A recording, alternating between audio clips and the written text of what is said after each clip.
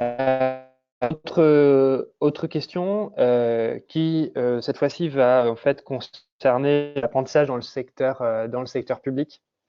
Il a été précisé il n'y a pas longtemps déjà un petit peu qui finançait une partie du coût contrat. La question, c'est, voilà, il y a eu une grosse baisse dans ce secteur-là à cause de la réforme. Est-ce qu'il va être précisé une obligation de respect du coût de contrat au DRH? Est-ce que voilà, qu'est-ce qui va être fait sur la partie vraiment publique? Parce que là, aujourd'hui, il y a un coup d'arrêt au niveau de l'apprentissage depuis la mise en place de la réforme. Deux choses. La première, c'est que dans les chiffres à ce stade, on n'observe pas le coup d'arrêt. On est sur le privé, sur les 7 premiers mois, en augmentation de 11% pour l'apprentissage, et dans le public, on est à plus 3. Donc ça augmente moins que dans le privé, mais on n'a pas de coup d'arrêt. Deuxième chose, effectivement, sur ce sujet-là, le process interministériel a fait que on n'a pas pu, et toujours pas d'ailleurs, donner de réponse satisfaisante sur le financement des contrats d'apprentissage des collectivités territoriales, parce que je distingue deux types de fonctions publiques. Il n'y en a quasiment pas dans l'hospitalière, quelques centaines.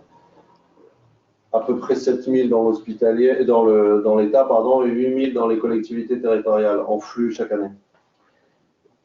Sur la fonction publique d'État, une circulaire du Premier ministre du 12 juillet dernier donne des objectifs à chaque ministère, objectifs en progression par l'année précédente, par rapport à l'année précédente, d'embauche d'apprentis par les services de l'État en centrale et en déconcentré. Et ce sont les ministères, sur leurs propres fonds, qui assurent le financement du contrat. Et ces apprentis ne sont pas décomptés dans le plafond des ETP des ministères. Je suis un peu technique, mais c'est pour que tous ceux qui nous entendent sur ce sujet-là, je pense, soient rassurés sur des points fondamentaux.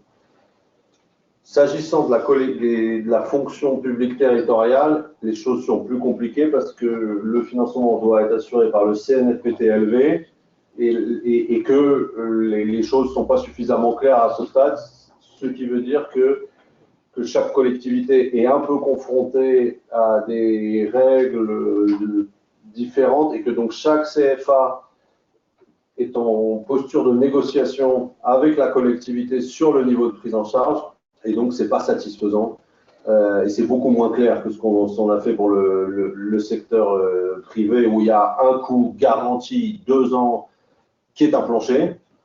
Donc là, pour le coup, ça donne la visibilité aux acteurs pour développer massivement l'apprentissage. Sur les collectivités territoriales, il faut qu'on arrive au même type de règles, aussi claires, aussi sécurisées. Mais c'est un process interministériel.